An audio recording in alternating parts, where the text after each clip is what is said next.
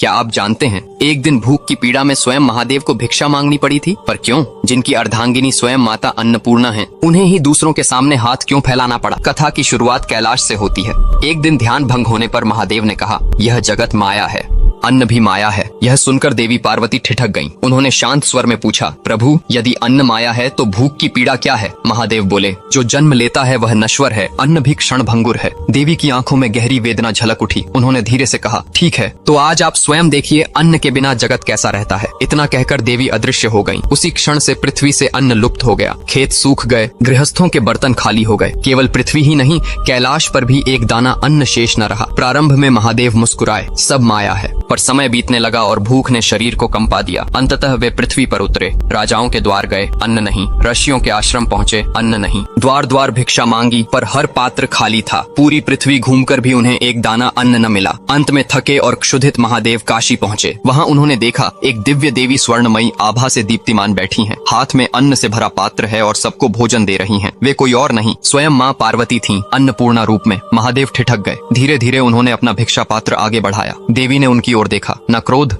न तिरस्कार, केवल एक मौन शिक्षा। उन्होंने अपने हाथों से अन्न परोसा। उस दिन महादेव को अनुभूति हुई, अन्न माया नहीं, अन्न ही जीवन है, अन्न ही शक्ति है, और शक्ति के बिना शिव भी अपूर्ण है। यह कथा अपमान की नहीं, अहंकार के भंग होने की शिक्षा है। यह अन्न की महिमा का स्मरण कराती है। याद रखिए, जिस अन्न से आपका जीवन चलता है उसे कभी तुच्छ न समझें। यदि यह शिक्षा आपके हृदय को स्पर्श